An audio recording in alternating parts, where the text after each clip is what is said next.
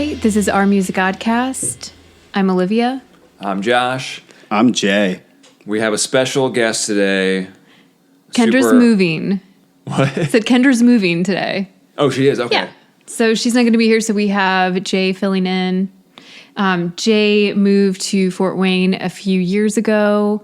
He's been a musician for, most of your life?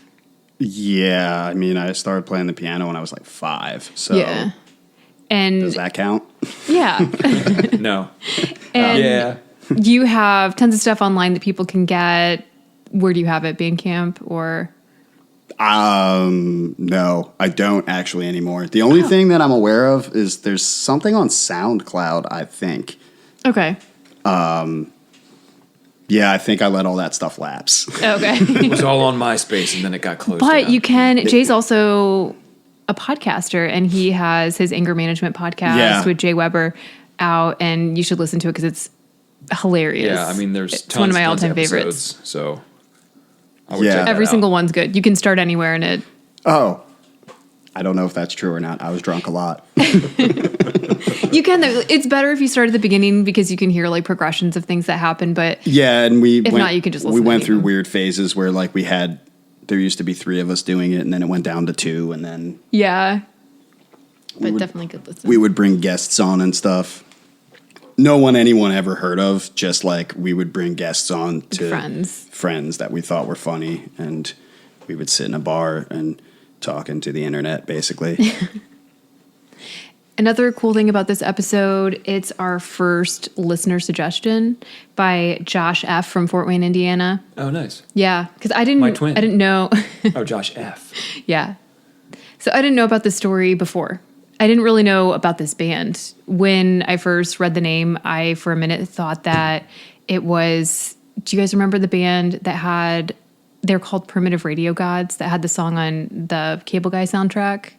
It was like staying in a phone booth with money in my pocket or something like that. I don't think so. You've heard the song. I'll sing it for you. I'll sing it for you after. Here's the thing. I've definitely heard the song because I've seen the Cable Guy more than once. Yeah. So if it's on that soundtrack, I've absolutely heard the song. That was a really good soundtrack and a great movie too, in my opinion.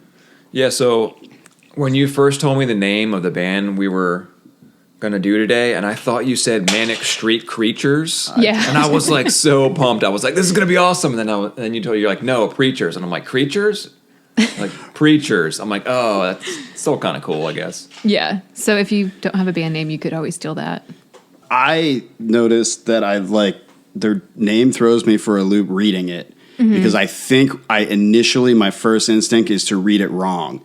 Because I make it like they're preachers on Manic Street, but my guess is what they actually mean is they're street preachers who are manic. Street preachers. Yes, but lack of punctuation. Fucking, you invented the language. Yeah. Come on. Am I allowed to curse? Because I don't know that I can help it. You need a bleep button for me because I curse like a sail driver. That's worse than a sailor or a truck driver.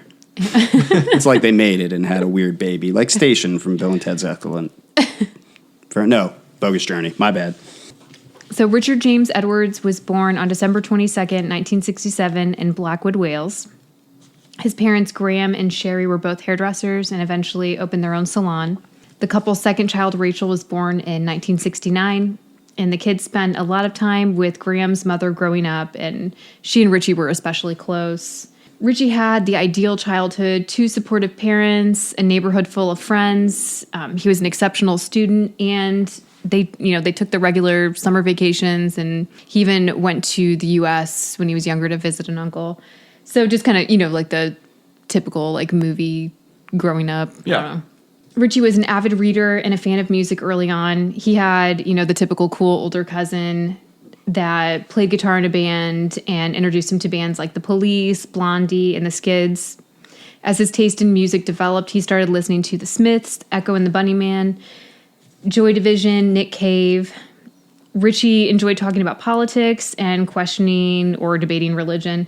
He loved writing short stories and even considered pursuing a writing career. As a teen, he was really self-conscious about his bad skin, to the point where he wouldn't even take his shirt off around other people. He had a reclusive aunt that he was always really fascinated by. And he loved stories about people that purposely faded from the limelight after fame.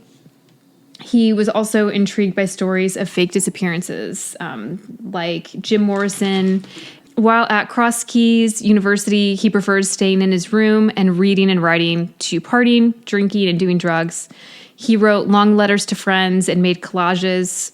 He excelled in his writing and political history classes.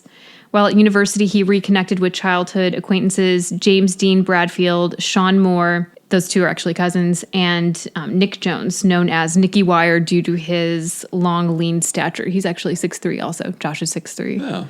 Yeah, the three were in a band they'd formed back in 1986, and Richey had been a fan.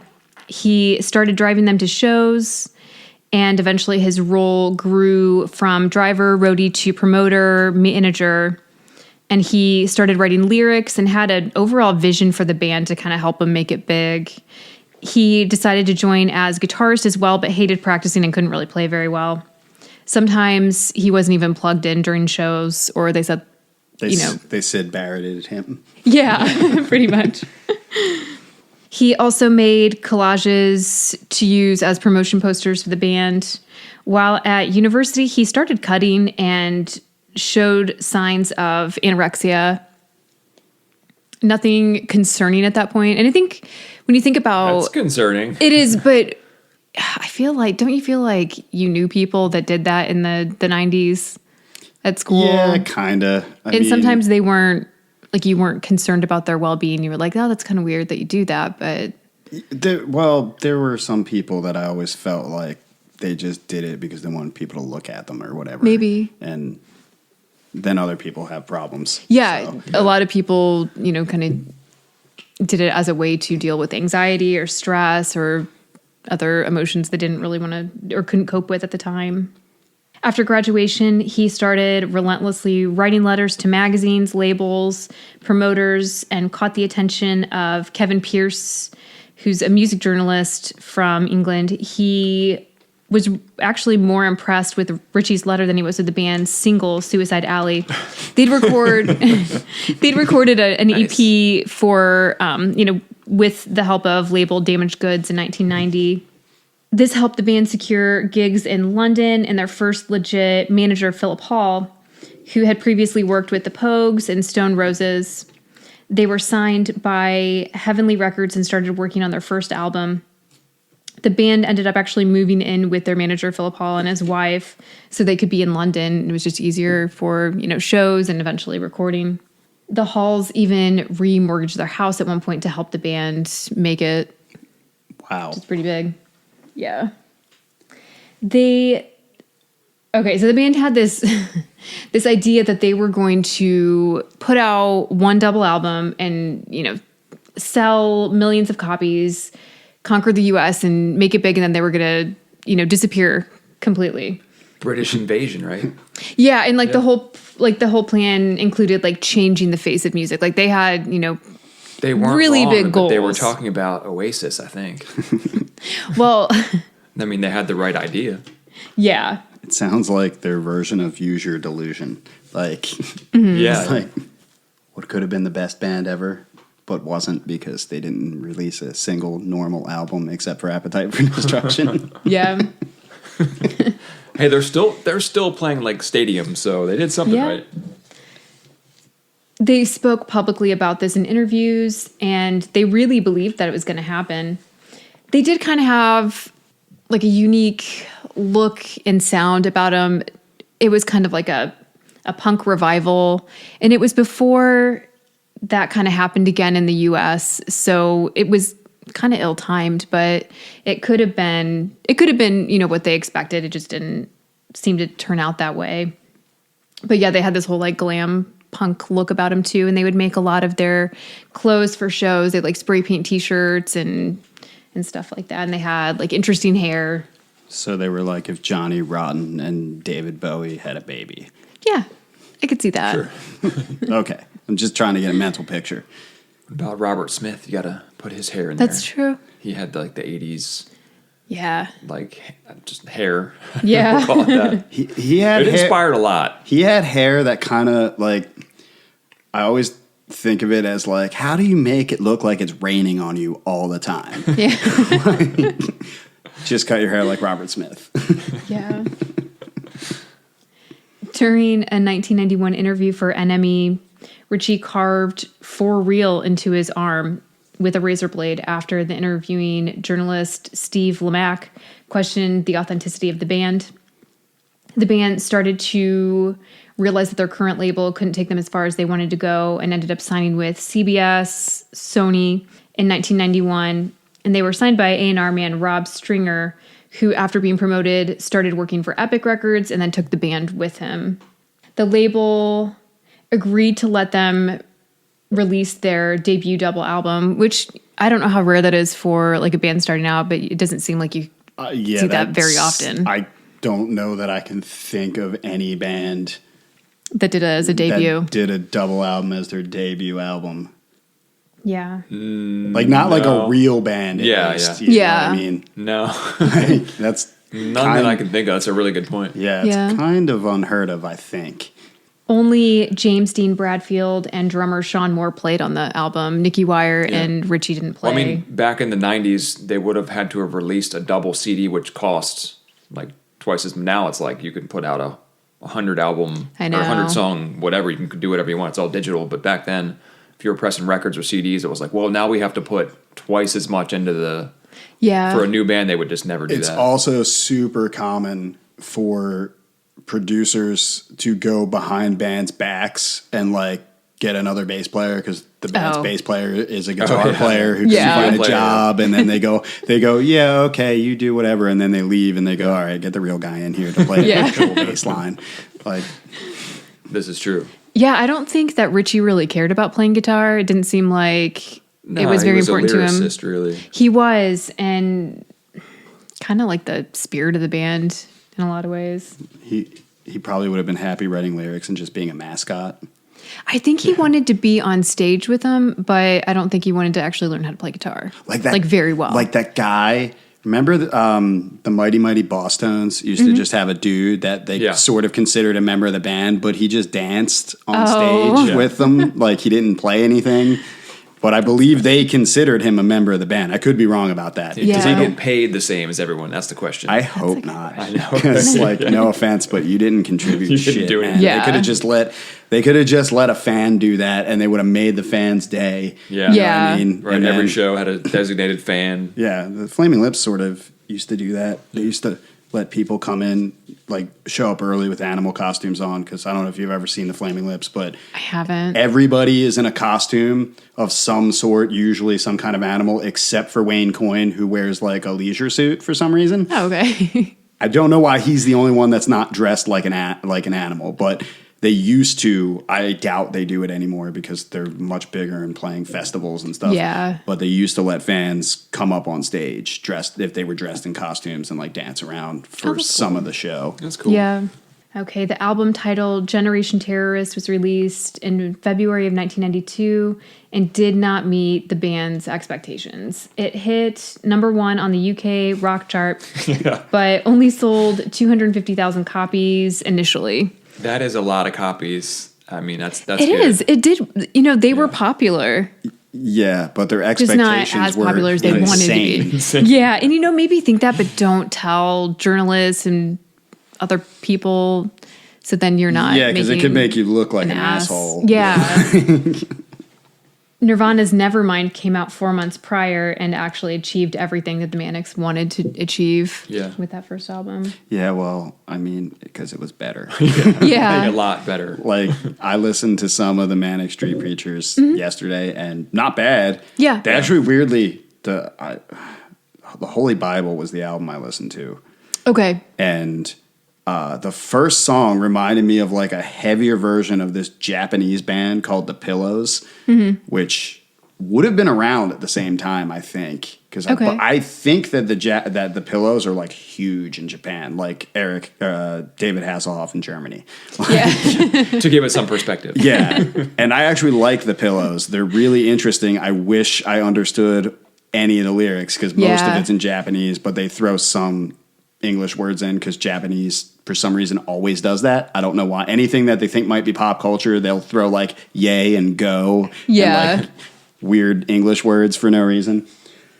But Nirvana was better. That's like objectively. Yeah. I don't think it's even an opinion. Most bands you're going to compare to Nirvana. Exactly. Like Nirvana's going to win. Like, yeah. They're the greatest band of the 90s. They just were. Yeah. Richey was crushed and kind of humiliated by the reception. The label still supported the band and encouraged them to make their second album, but they wanted it more consumer friendly. What? Sophomore slump. Yeah, yeah. Richey still had a ton of ideas for songs, lyrics, and a vision for the direction of the band. This time around, the plan was followed, but not to the same extent, enthusiasm. It seemed like, they realized that they had to, maybe try something different, How old were they at that point? They were pretty young. Because, that sounds like the explanation for, I'm going to do this big thing, and then it didn't quite work out. Well, now I'm going to just mope about it. Because they started, really taking it seriously when, he graduated from college. So he was, college age. Yeah, so. Early 20s. Early 20s. For sure. Yeah. Yeah, I think that they finish a little sooner than we do, because don't they start college I have no idea. before they're 18? I think sometime, I could be completely wrong about this, and please tell me if I'm wrong, but I thought that maybe sometimes they started 16. I know multiple people that went to college in England. Yeah. And I don't know the answer to that question. Yeah. The only thing I know about school I learned from Harry Potter for over there, so Yeah. I know nothing. They gotta there's a certain Tri-Wizarding tournament was in the 7th year. Yeah. That's what I know. I don't even know if that's accurate. No. Yeah, it's not. Not even close. You're fired. So their second album, Gold Against the Soul, was released in 1993 and didn't do as well as Generation Terrorist. So you're right, sophomore slump. What's that? Okay. It hit number 8 on rock charts and did well in Japan and Germany. Told you. Should have toured with David Hasselhoff. Yeah, they still hadn't. No one should tour with David Hasselhoff. Just he has to have had an album or something, right? Oh, yeah. He has that whole thing about he's big in Germany. That's actually true. They play, yes. Oh yeah. Yeah, he's a singer. But does he sing his own songs, or does he cover? Is it like a Shatner type thing? I think it's more like a Rod Stewart type thing because I don't think Rod Stewart writes any of the songs he's ever sung. And I know for a fact that First Cut Is the Deepest was a Cat Stevens song, but Rod Stewart's more famous. And so he just Forever has Young a was a Bob Dylan song. Yeah. Yeah, like any pop star would. Britney Spears didn't write her songs. Yeah. Well, yeah, but I'm saying... I think. I'm not 100% William Shatner sure. was covering, the Beatles, as opposed to, he didn't have someone like me writing for him. I'm saying I'm sure, but I'm not. I'm just making this up. I'm just going based on logic. He probably did some cover songs, but I think he was attempting to be a pop star with his own, not his own songs, but not necessarily written by him. They play one of his songs at the end of one of the Guardians of the Galaxy movies. I think, during the credits. Probably. Yeah. I mean, he also sang the theme song to Baywatch. Nice. I don't remember the theme It's song. not a good song. Yeah. It didn't need to be. Yeah. All that theme song to that needed to be was just a couple bongos that would be in time with Pamela Anderson's bouncing. That's all they needed for that. Basically, I mean... How that show wasn't 100% slow motion, I don't know. Yeah. I'm pretty sure a lot of it might have been. It was 40% slow motion. Yeah. Mostly running on the beach. Sorry. That was my last comment. It's okay. You're fired. Okay, Richey took this as a further blow, but also had a really hard time coping with the marriage of friend and bandmate Nikki Wire. They kind of had made... Well... Is it he wanted, unrequited love? That's the theory, right? It seemed because that also could explain a lot of his other issues if Maybe. in that time, like England, I don't think necessarily it was super progressive as far as homosexuality is concerned. Yeah. So it could have been like, I didn't really get the impression from the stuff that I read that he, was in love with his bandmate, although it was mentioned in this book that I read that his sister maybe thought he was. But it seemed more like he knew that their friendship and like their relationship in the band would change forever now that he had these commitments that he didn't have before. And they kind of had this thing going before that where they weren't going to write any love songs. They weren't going to like put relationships first. If they had any, they were going to like kind of not be in relationships. And then he broke their pact. Okay. By getting serious and, settling down. Then it's, once people get married, sometimes they have kids, and they probably saw that, wasn't a possibility.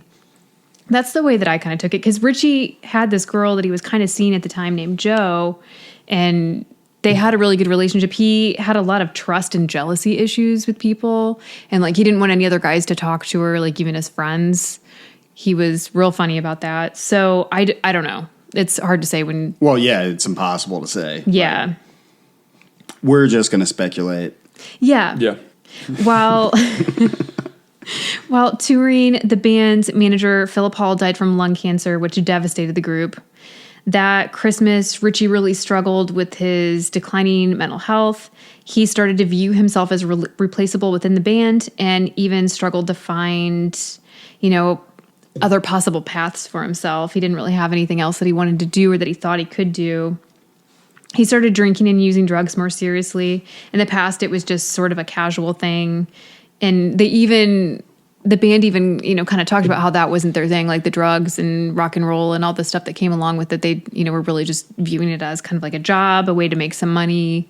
And they didn't want like the typical rock star fame that, most people, that's why they want to get into it. He moved to a questionable neighborhood around the time. There's a lot of like drug dealers on the street, and like prostitution and stuff like that. And he was even forcibly taken by drug dealers for several hours. They were driving around, and they didn't hurt him or necessarily kidnap him, but they didn't really let him go, and he was too scared to do much about it.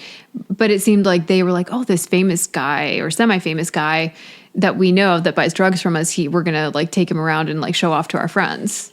But he said that he was really scared by the experience and shaken. And this wasn't too long before. Yeah, I kind of get that. Like, I've been near shady people often in my life. And I get, like, you get yourself into a situation and you don't know how to get out of it. And then it's like you kind of allow yourself to be sort of kidnapped.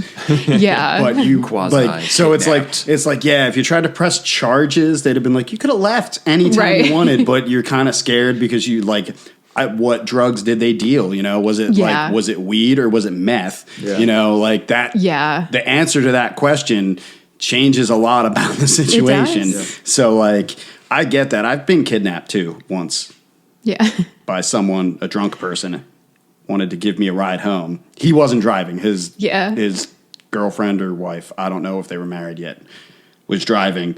But he just kept coming up to me because I used to walk home from this bar near where I used to live. And he was just like, you let us give you a ride home. I'm like, dude, I'm fine. I like walking, which was true. I actually genuinely did like my walk home. I don't know why. And he just was insistent, and he was like hammered and falling on me. And we'll just say wife, just looks at me and goes, will you please just let us drive home? Drive you home. He's not going to stop. Jay. Just get in the car. Yeah. And then he pointed out that they kidnapped me. He goes, we kind of kidnapped you, didn't we? I go, I've been kidnapped before. They always give me back. It's fine. I don't have anything. So where did they take you? My house. They took me to my house. And then he was astounded that I was going to walk. And I'm like, you're drunk. It takes me like less than 10 minutes to walk. It's not a real walk. You're just hammered, dude. Well, touring in Thailand, a fan in Bangkok, a fan gifted Richey a sword and asked him to slash himself on stage. What? Done. Yeah. Well, the crazy thing is he decided to do it backstage. Of course he did. And cut himself across his chest several times. When he returned home, he found out that a friend from university had killed himself. In July of 1994, he attempted suicide, but called his parents after he cut himself while in the bathtub, and he had finished either a whole bottle of vodka or what was left of the bottle of vodka that he had, and smoked a bunch of weed. What a strange combination. I know, I thought so too. I don't understand how you smoke weed and then still try to kill yourself. I don't know. Genuinely don't I mean, everybody's body chemistry is different, so everything affects everybody differently. Yeah. Well, he was also drinking too. Well, yeah. Depressant, yeah. That's true. And I bet the alcohol didn't help with the bleeding. I know. Because maybe that's why he drank it. it could be like if I know. this is kind of messed up, but if you were trying to do that, getting drunk beforehand might actually help it speed it along. Be successful. Yep. Yeah. Probably don't do that though. No, don't. Definitely don't. I'm not advocating anything. Yeah. Yet. Yeah. I have to meet you first, and then I'll tell you whether or not I think you should kill yourself. His parents admitted him to Cardiff's mental health unit, where he spent the next 8 days. After the 8 days, he was admitted to Whitechurch Mental Health for a 6-week program. And if you look at this building, it looks like a castle. It's beautiful. It probably wasn't a great experience, but yeah, really, really. I mean, the other place was pretty nice too, but the second place was, Yeah, it probably was a castle. At one point, maybe it was. That they just turned into something else. Yeah, why would they build a rehab center from scratch to look like a castle? That's cool. Actually, we should do that. Build a castle. I have always wanted a castle. Yeah, but it's got to have a moat. Which, if it's a rehab thing, there's actually there's a reason to have a moat. That's true. Oh, for sure. Yeah, you ain't going nowhere. While in rehab, or in treatment, not rehab, but it was kind of a rehab. He still contributed ideas and lyrics for the band's next album. They planned to call it the Holy Bible. He even practiced guitar and was visited by Eric Clapton during his stay, because Clapton had something to do with the facility. He was. I thought you were gonna. He was such a huge fan of their first album. No, but he did. He might have been. He did mention during the discussion that he was a fan of his work. So, but yeah, he offered to bring guitars and practice with him, but Richey didn't want to do that. I mean, would anyone really want to play guitar with Eric Clapton? I think that would be intimidating, especially if you weren't a really talented guitar player. Not even a little bit. I mean, I would, but no. I'd be like, I don't like.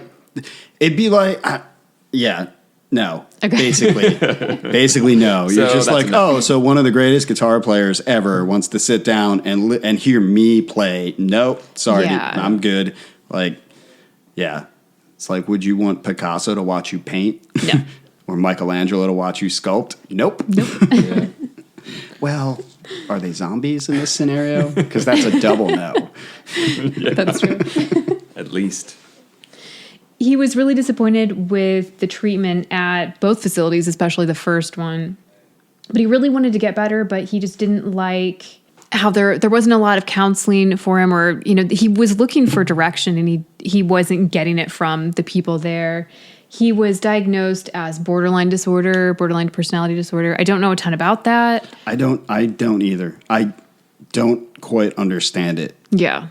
I've heard the term and I don't know what it means. I know it's not great for the person that suffers from it, but other than that. Yeah. He didn't agree with the AA plan because it was religious based and he didn't want to follow the steps. You ever meet anybody that's been in AA? Mm-hmm. The way they talk about it, it's like, I'm glad if it helps people. Yeah. That is fantastic. But I don't think I'd be able to do AA either, because I would have the same reaction, because I'd be like, you're replacing one thing with another kind of deal. At least it's a more positive. It's true. It could be. It is a more positive thing, and it works if you're struggling with addiction. Lots and lots of people. And if it does work for you, fantastic. But I get his point of view on that one, because I have a family member that I've only talked to a couple times about it, and every time they start talking, I'm like, I can't listen to this. I'm glad you're not drinking anymore, but I don't want to hear this. The strange thing is he also wasn't completely an addict. He did these things, but he didn't rely on them. He, could go weeks without drinking or doing any drugs before he went into treatment. So it was kind of... That also could be why he wasn't satisfied with the treatment, because they didn't know what to do with him. Because I was thinking, that was... the other thing was I was thinking was, again, this is like the 90s, and there's been a lot of attitude changes towards that type of thing. Yeah. So it's not like I mean, it probably wasn't quite like how James Taylor was in rehab in the 60s, and he was in a mental institution, because back then drug rehab and mental institutions were the same thing. Yeah. Like, it wasn't that bad, but like, this is still 30 some years ago or whatever. I don't do math. They lied. They said I won't have a calculator all the time. It's complete bullshit. I have a calculator on me 24/7. Yeah. Like, I was lied to. But yeah, that could be the other thing. It could be like, hey, they didn't really know what they were doing. Yeah. And also, he wasn't really an addict, so they may not have even really been like, why are you even here? Like, yeah, like he walks into Castle Rehab and he takes like a piss test, and they're like, dude, you're clean. Get like the door's that way. Yeah, like, what's going on here? He had spent the 8 days prior in that other facility, so he was completely clean by the time he got there. Yeah, it was really strange. He was really lost and struggling, and when he got out of the hospital, and he unfortunately went straight back to touring with the band. They'd already started playing some shows without him, and he, just jumped right back into it, and he wasn't ready. He barely spoke to others. Sometimes when he did, he was volatile and fought with them in ways that he never did before. He was painfully thin and started cutting himself right away. The band was opening for Suede, and they even cut the tour short after they found Richey beating his head up against a brick wall. Upon returning home, the band met again to record, which actually went well, and he gave each of them a gift. It was just like a small gift, like it was like candy bars and like a magazine to somebody and little things. And they thought that it was possibly, as like an apology because of his behavior and just how things had gone. But now they're, they kind of wonder if it was like a goodbye gift because he knew that he was, planning to leave or kill himself soon after. Yeah. Leading up to the disappearance, there was the disappointment from the second album. He went to the 2 treatment centers and was really disappointed. Joe, unfortunately, ended their relationship. He wanted to keep it going, and she broke things off. Unfortunately, he wanted to kind of take things more seriously. Yeah, but I mean, again, we're talking about like 20-some year, like early 20s. And she was younger than he was. Oh, gee, yeah. That's not a surprise. Like if she had stayed with him, that's like a red flag. Like, what are you doing? Right. You can't help him. I know. The professionals couldn't help this poor guy. Yeah. Like, probably it sounds like he didn't know what he was looking for. Yeah. And then every time he tried something and it didn't work, it just made everything worse. Yeah. Which That's sucks. exactly what. But yeah, he had the friend that had committed suicide, and then unfortunately his dog died, his childhood dog. Oh. And Richey, like really, really, really just, he was so happy about his childhood. He kind of had the whole like Peter Pan syndrome where he didn't really want to grow up and didn't want to move on from that like young adolescent stage. And I think that was part of his struggle as well. He even mentioned in an interview not too long before he disappeared about how like depressing it is getting older because he's like 25. So terrible. Oh, I know. But he was talking about how like you give up on your dreams, and I don't remember like exactly what he. Adult and it's like, I have to work, and you're kind of crushed. And all the things that I like to do, I don't have time for. Yeah, it's like I do not understand why we inflict it upon ourselves. He had, like I mentioned before, had been cutting, and his anorexia was, definitely there again. He didn't want to go on a trip that he and James Dean Bradfield had planned. It was a promotional tour for the U.S. I think that it was just those two going. That's what it kind of sounded like from, I read a book called Withdrawn Traces, but sometimes online there's stories that says like the whole band was going, and I don't know for sure. But he mentioned to his mom that he didn't want to go on the tour, and he was actually dreading it. But I'll get to this. So Wednesday, February 1st, 1995, that's the day that, he actually disappeared. He was last seen leaving the Embassy Hotel at 7 a.m. Richey and James were staying at the Embassy, and the night before they listened to new demos they'd recorded and at the House in the Woods studio, and then they had plans to go to like a couple local restaurants or shops around the area, and Richey canceled on him. He, decided at the last minute he didn't want to go, phoned his mom, and then he said he decided to stay in and have a quiet evening to himself, but then he had a guest named Vivian who was maybe a fan, doesn't seem like anybody really knows for sure, has been able to track down this woman since. But they have no idea if she spent the night with him, if they left together, if, she took him someplace. They really don't know much about this visit other than it happened. How do we know it happened? I forget. Okay. Are they sure it's even a woman? Like, how do they know that? Because in England, Vivian could be a man. I believe it was a woman. But anywhere Vivian could be a man. But I'm thinking of Viv Stanchel, who is from Bonzo Dog, who his dad, I don't know if this is true, but my old roommate was a huge fan, and he claims that his dad's name was Vivian, and he hated it because it was like a girl's name. So he named his son, was it Victor? And then I think it still began with a V. I don't remember but it was a male name. And then he went and changed his name to Vivian. Yeah. Because that guy was a crazy person. Yeah. Okay, so the next morning, James waited down in the lobby where they'd planned to meet, but Richey never showed. There was no answer at Richey's door. He had the hotel let him into his room. I mean, especially with his past, you'd have to be worried that maybe something happened to him. And he wasn't there. There was a full bath, a gift box containing videos, books, photos, and a note that said, "I love you," and it was for Joe. The contents of the box we'll talk about, here in a few minutes, because it's important, but it's one of those when I kind of wonder if you're looking for a conspiracy, you might find signs of a conspiracy, but otherwise maybe it's just stuff that he was into.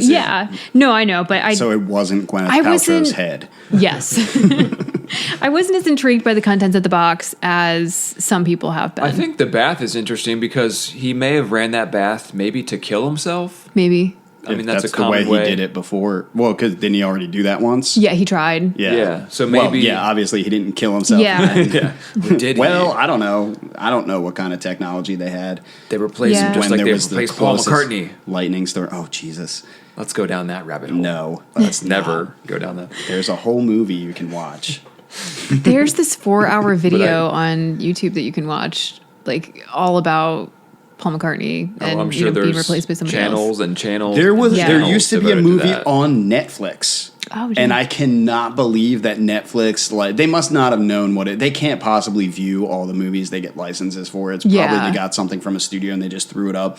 But it was supposedly George Harrison's secret tapes, and you could hear they played them, and it sounds like a dude doing a really bad George Harrison impression. Yeah. And it's all about how Paul was replaced. And I'm like, I can't believe this is on Netflix because this is clearly bullshit. We called him Paul. My favorite thing is this is exactly what this guy sounded like too. Yeah. We called him Foal for false pole. That's how bad his impression. That was pretty good. It wasn't. Fine. It wasn't. Were you part of that movie? I'm pleading the fifth. The fifth Beatle. Good one. They found a couple receipts in the hotel room as well. One from the Surrey printers that he'd been to the day before, possibly for, items in the box. Staff at Hall or Nothing, which Philip Hall was his manager. That's a great name. Yeah, I thought so too. They started calling contacts from Richey's address book. His dad took out an ad in the Daily Mail asking for Richey to contact his family and went to Red Dragon Radio to make the same appeal. James traveled to the U.S. as planned. Nikki called hotels and hospitals to see if Richey had checked in. Police appealed to the public for information. His car was found on February 17th. There was a ticket. The attendant had noticed it 3 days prior. So it had been there for a couple days. It appeared that someone had been staying in the car. The battery was dead. Inside, they found empty wine bottle, trash everywhere, Richey's meds, photos, cassettes, bank statements. In the tape deck was a Sex Pistols tape. The police had Richey's dad tow the car. They didn't view it as a crime scene or even really investigate anything to do with the car. Smart. Yeah, well, I mean, that's I don't think that they... It's tough That's a with some of these conspiracy in cases. and of itself. But that's still They should like treat every crime really like bad. That's really police bad work, police work. bad. Just automatically assuming a thing. That's not how you solve anything. Right, and then like having his dad come pick it up, like, Yeah. "Oh." So in case there was Scotland anything, Yard. I am disappointed. Yep. it seems like the police handled this or mishandled this, the whole time too. Unfortunately, his family was very frustrated how many with. times have we said that on this know, podcast? that's The right. police didn't do this. Yeah, because anytime drugs are involved, especially further back in the past, a lot of police just don't give a shit. They just they have this view of people who do drugs as being like dirty, like whatever. Oh, they got what was coming to them or some shit like that. It's like, dude, just because I don't have a buzz cut doesn't mean I'm not a person. That and unfortunately, when you mentioned that someone has had problems with their mental health, they, That too, they just write shit off. Like they do. Do you know how easy it would be to murder someone who has mental health problems and make it look like a suicide? Kurt Cobain. Yeah, seriously. Well, they didn't even do a good job at that. I know. Yeah, but they got it. The police again were just like, well, Yeah. depression. Yeah, killed himself. Il Duce or El Duce. What's that guy's name? Yeah. You know what I'm talking about? Yeah. I love that guy. He died by misadventure. Anyway. We talked about him in our Kurt Cobain episode. Oh, yeah.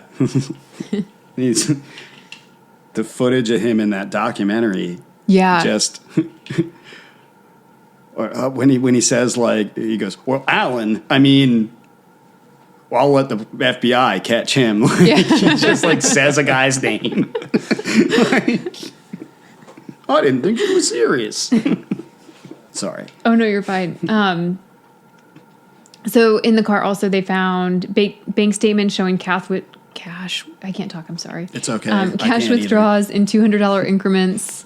He had bought a pair of pajamas, the gifts for the band, and whatever he spent at the printers. But it added up to close to $3,000 altogether that he had taken out leading up to his disappearance. Maybe there was a limit of 200 pounds per day. There was. Obviously. Yeah. And Yeah. he was just maxing it out every day. I mean, it could have been drugs, could have been... Mm-hmm.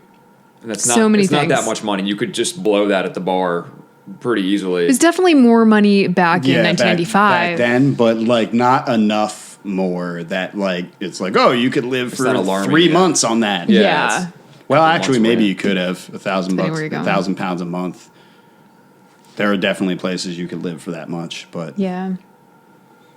At his flat, they found his passport, change, and a receipt for the Severn Bridge toll.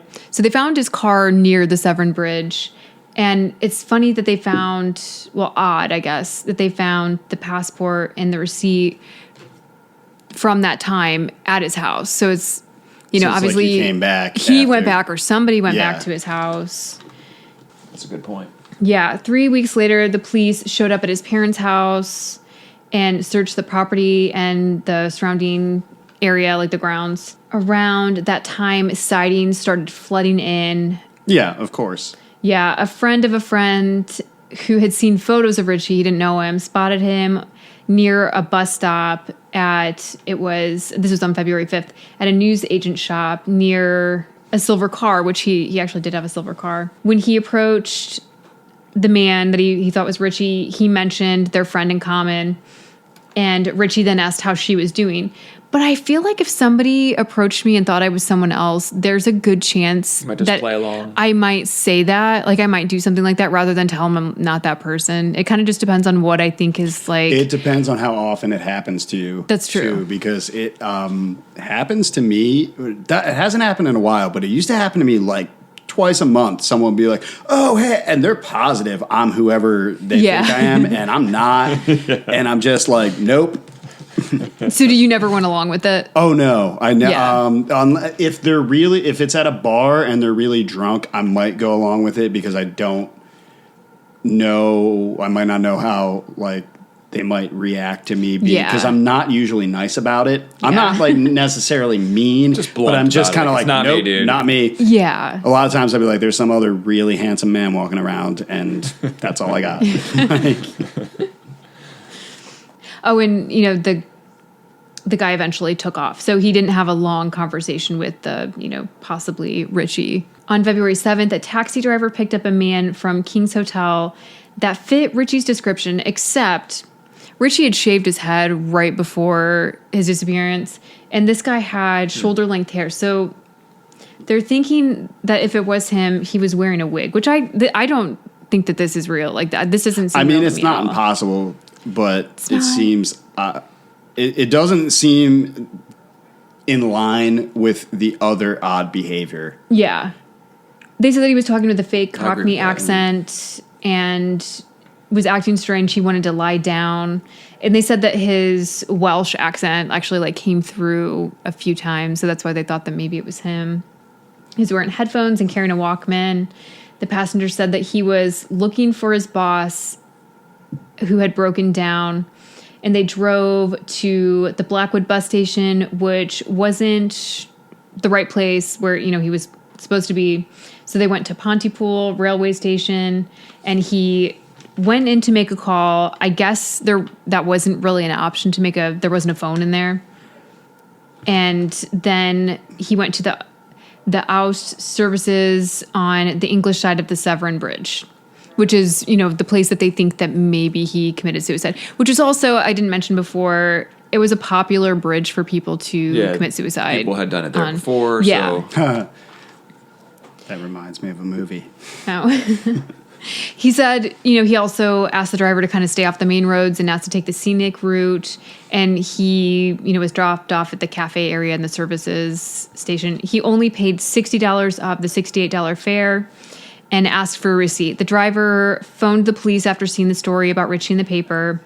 And, like I said, I don't really take this one very seriously because of the hair. And it just, I don't know, it didn't really make sense to me. Maybe it was. In 1996, a musician from Swansea, Wales, and I'm probably saying that wrong, so sorry, named Vivian, that's kind of funny, Morris, thought he spotted Richey in India dressed like a hippie. The man went by the name Rick, and he had been there for about 18 months, which kind of fit the timeline.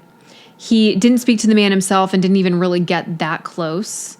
He later regretted coming forward because he wasn't 100% sure that it was him. But they thought that maybe he had, left to start a new life. There was also rumors that he went to Israel because that first rehab that he was in, he'd made a friend, a woman from Israel, and they thought maybe, he went there. He actually made a friend at the second rehab as well, a journalist named Rose Dunn, that actually, she was interviewed a lot because, she spent the 6 weeks pretty much before he, close to around the time he disappeared. What was his demeanor? What was he thinking? Yeah. But they, had reached out to her for leads. Interesting how all of the friends he's making are women. I know. In 1998, a barmaid in Coralejo, I don't know how to say this. It's Fuerteventura, saw Richey at the underground bar. After being approached, the man ran to the door and left. I guess investigators did go there, but they didn't really find anything. He was spotted by a family friend in Lanzarote, and that was near Fuerteventura, which is in the Canary Islands. in Spain. I don't know if I mentioned that. Okay. I mean, all Yeah. this stuff is completely unsubstantiated. I know. And people know he's missing, so they're kind of in their head. They're looking for him. Yeah, like, none oh, of this this is guy kinda fact. He's looks like, he's him. in Israel. He's got a wig on. He's like, Right. I didn't take any I of these saw him with Elvis seriously. and Bigfoot. Yeah, basically. Yeah. They were square dancing, Yeah, and he was which seen was on a weird because there were only 3 of them. That's a fucking triangle. Yeah, and at that sighting, and then there was another one in 2004, the same area, and the man said the guy had a bunch of like rags and bracelets covering his arms, but he could still see like big scars underneath, and Richey was a cutter and thought that maybe that was him. And that's really all you can get. There's that book that I mentioned, Withdrawn Traces. It kind of goes through all of these, and they had access to his diaries and some of his lyrics and letters to friends, and they really try to analyze all of it to see if it was like leading up to the suicide or leading up to him leaving. And it's a really good read if you like that sort of thing. I enjoyed it. It's a long book, but it's good. It's full of a lot of stuff. But I don't know that it really. I didn't buy into a lot of this stuff because I think that if you're looking for these clues in, anybody's past letters or journals or anything, I think you're going to find stuff that supports whichever direction you're trying to go. So Yeah. I didn't know, it didn't really change it didn't make anything clear for me. And unfortunately, a lot of the people that write things like that have a theory that they want, that they're preconceived, trying to support. Yeah. And that's not the way to do that. The way to do that is you have a theory. You should do everything you can to blow holes in your own theory. Yeah. Because if you can't, then you're probably right. But if you can easily blow holes in your theory, then you're probably wrong. Yeah. This was thorough. It does support, either option, either suicide or him choosing to disappear.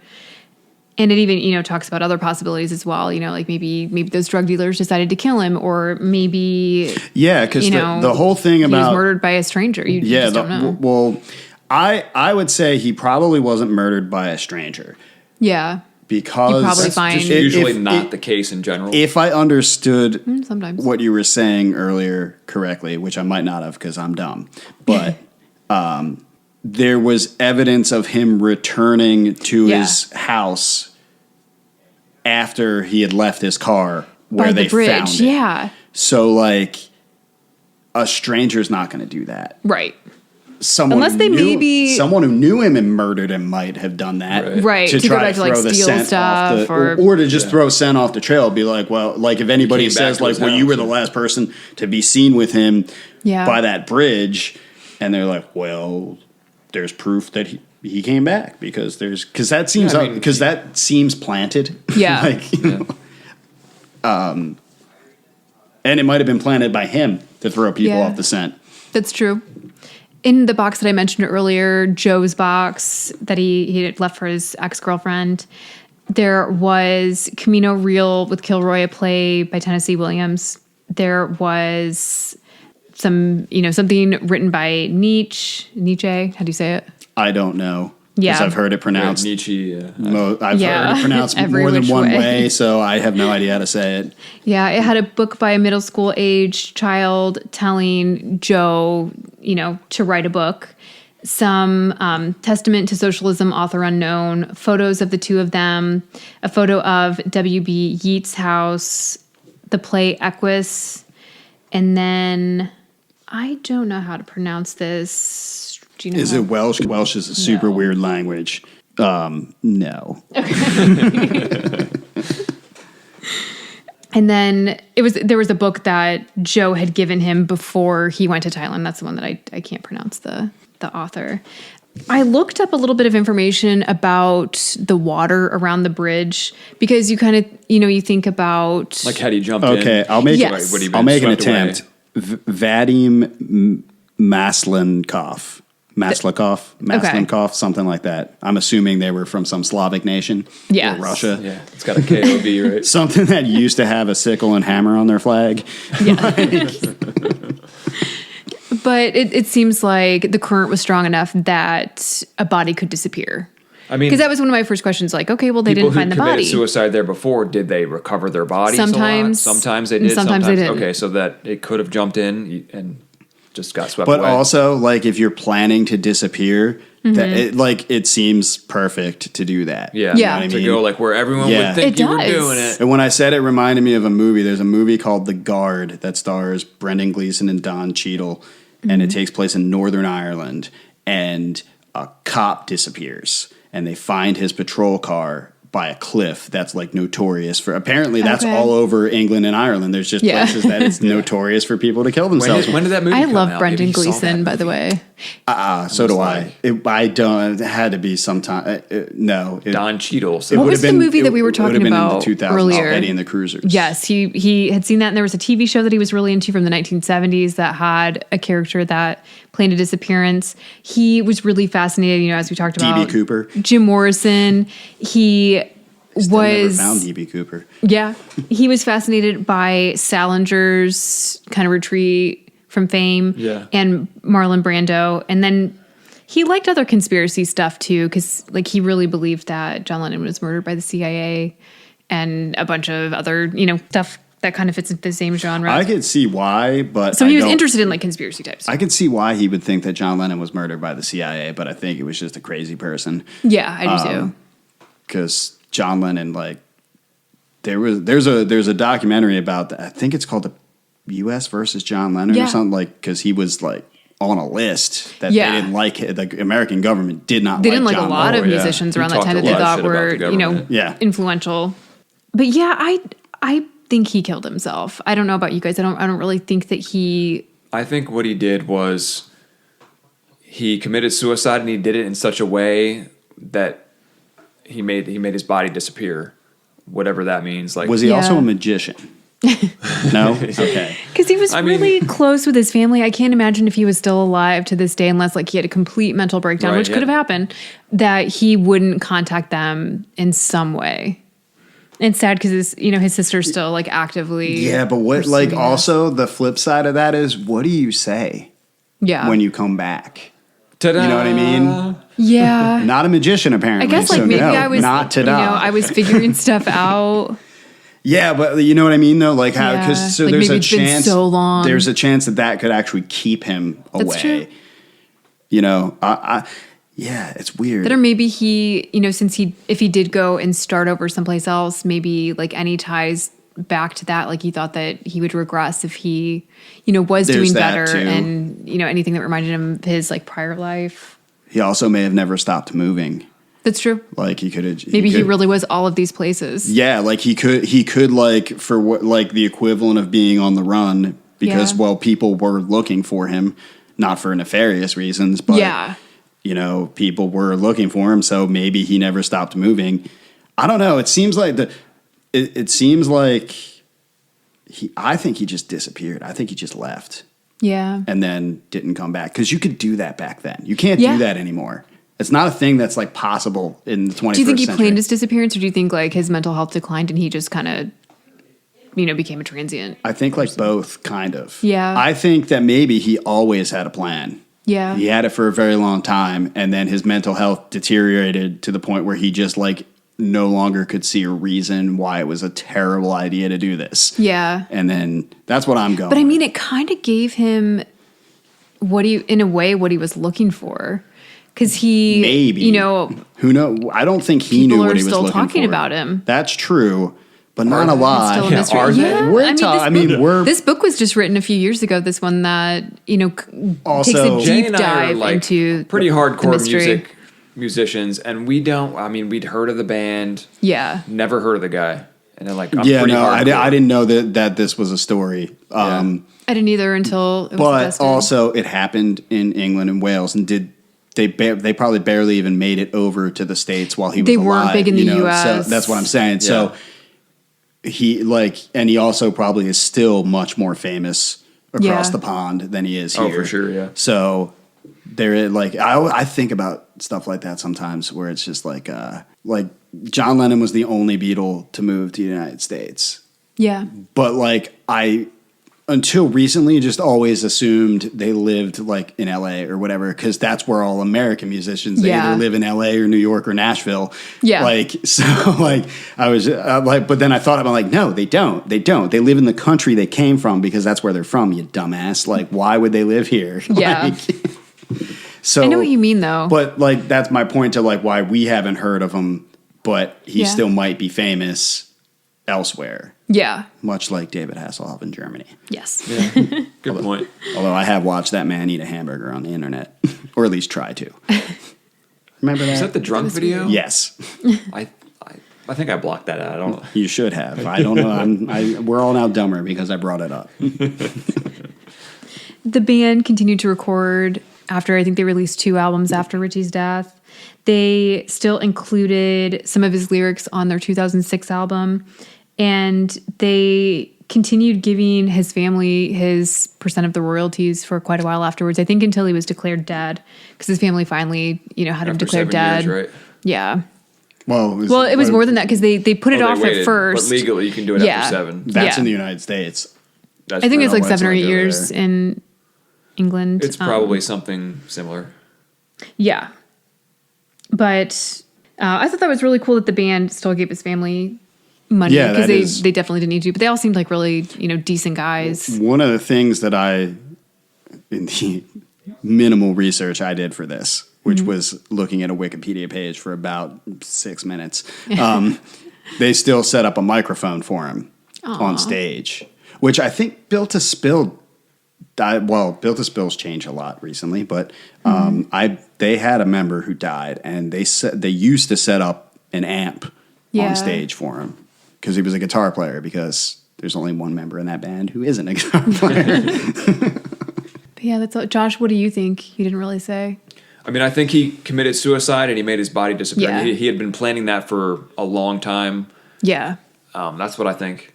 Yeah, I think I don't know I'm how he also did leaning it. towards I mean, suicide. people went out to the country, took a bunch of pills, I don't- and then jumped into a hole and got eaten by Wolves. squirrels. Squirrels. Wolves. Do they have wolves over there? They have foxes. A lot They of don't foxes. have Foxes, it is. I don't think they have wolves anymore. They might have at one point, but a lot of stuff used to be in England, but it's because it's so small and there's a lot What of is people. their version a lot of like the chupacabra? They have to have some kind I of don't think they pills. have one. I don't know.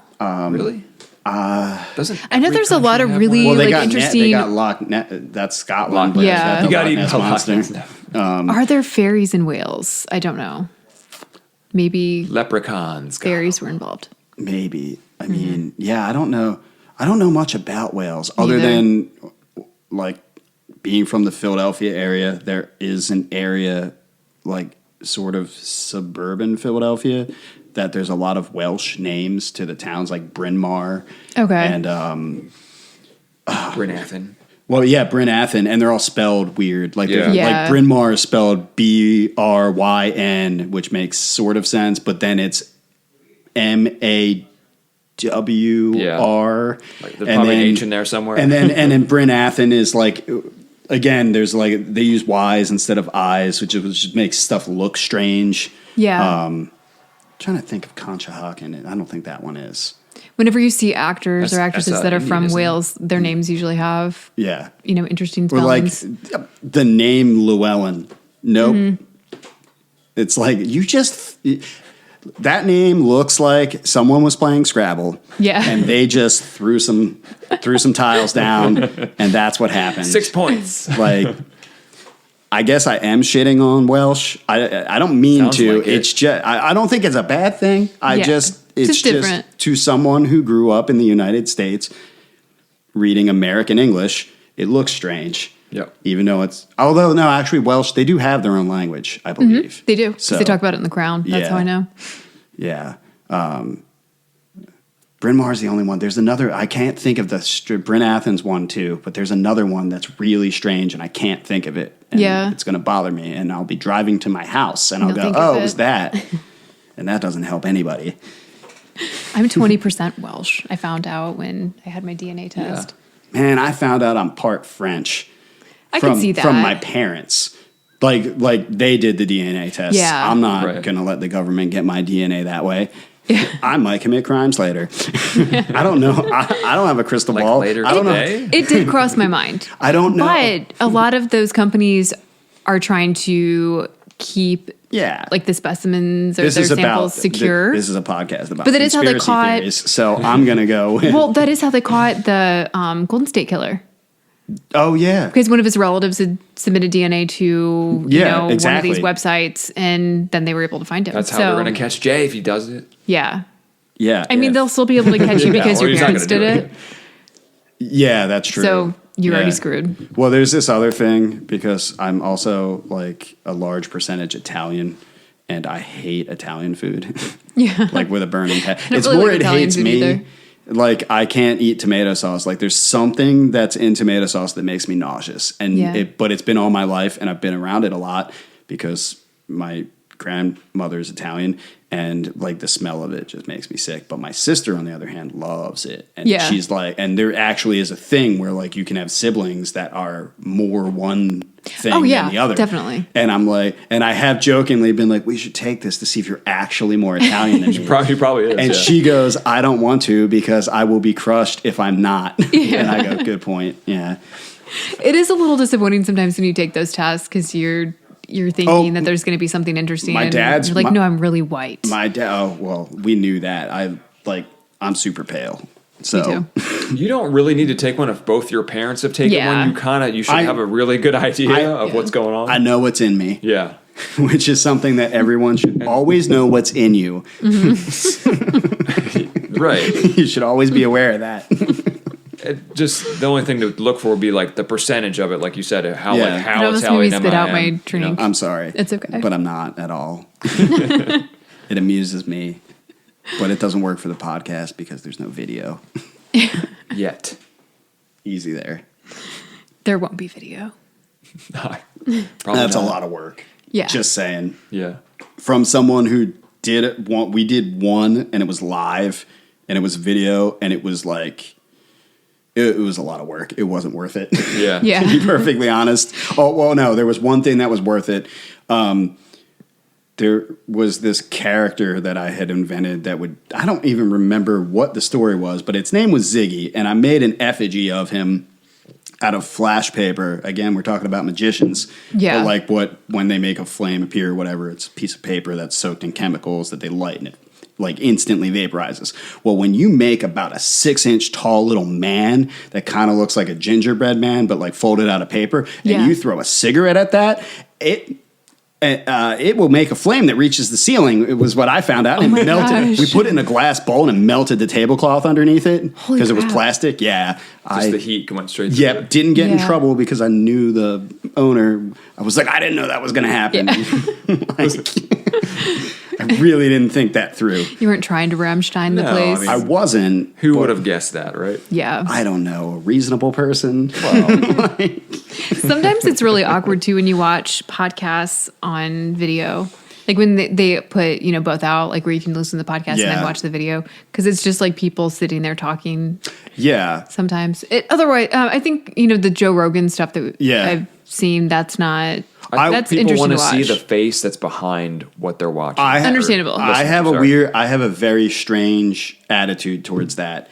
If it's someone like, because I used to listen to the Joe Rogan podcast, and then he went to Spotify, and I'm like, I wonder how many listeners he's going to lose because they're like me and they're like, Just too lazy. I'm not downloading it now. No. Sorry, buddy. Yeah, I liked it, but not that much. But when that would if it was someone that I really was interested in, I would watch it on YouTube. But if it was someone that like I'm like don't know who they are or like, oh yeah, I'm going to listen to it, but I don't really care that much, then I would just listen. Yeah, I like to just listen. Yeah. So if you're listening to this and you want to see a video episode, it's not going to happen. Say something. Just leave a comment. It's not going to happen. Prepare for disappointment. Yeah. Yes. It'll prepare you for life because it's a lot of disappointment. Yeah. There you go. Yeah. I'm all about the down notes. Yeah, so then we usually talk about something that we're either reading, watching, or listening to that's worth checking out. Jay, do you have anything you're into right now? Trying to think. I've been watching on HBO Max, although I do believe it is a TBS show. It's called Miracle Workers. And I guess it's an anthology, and I must have somehow missed that because I'm partway through the second season. I really enjoyed the first season and cannot believe, even though I know it's a cable network, that it even made it to network television. Yeah. Because Steve Buscemi plays God. Oh. Yeah. Harry Potter is an angel. Daniel Radcliffe. Yeah, that guy. Yeah. And then Harry Potter. I don't know the name. There's a young woman in it who I've seen and stuff, but I have no idea who she is. Yeah. And the idea behind it is that like Earth isn't special at all, and God's kind of a fuck up. Yeah. And it's like, how did this pass through? Exactly. That's why I'm like, how did this get on top? I'm glad that it did. This, and I was like, there's just so many shows that's true. No one's monitoring everything, and they're like, yeah, that's a good idea. But I greatly enjoyed the first season of that, and I know you can find it on HBO Max. Yeah. I can't read, so Well, I don't know. I've seen you look at words, and then pretend like you were reading. I'm really good at making things up on the spot and convincing you that I believe them. That's what I was getting at. I've been watching The Great on Hulu with Nicholas Hoult and Elle Fanning, and I really, really, really like it. Nicholas Hoult is brilliant in it. He's so funny. Is that the show? Does he say huzzah a lot? Yes. Yeah, I say thought it of you all the time. I thought of you. And my sister was watching that show, and she's like, "Where did you get that from?" I'm like, "I don't know, the 1840s, like 1912." And she's like, "Well, do you watch that?" And I couldn't remember the name of the show until you just said it, and I was like, and I'm like, "Nope, never seen it." And she's like, "They say it." I'm like, I just am a weird person that I like to say odd things like that. That's all I got. Yeah, it's definitely worth checking out. Josh, what about you? I've been listening to this. It's like a country singer kind of guy. His name's Gabe Lee, and he looks really Asian, but he has this crazy. He almost sounds like Bob Dylan, but country. Okay. And he's got a couple really, really good songs. So I've been listening to that. What was the name again? Gabe Lee, like Gabe. Okay. Lee. I think that's his name. Okay. Yeah.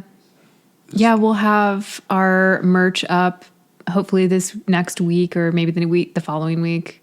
We have everything. We just need to. Yeah, we got t-shirts in. They look awesome. They do. We just got to put them up. We have some on the Etsy shop. stickers, magnets, some terrible pins.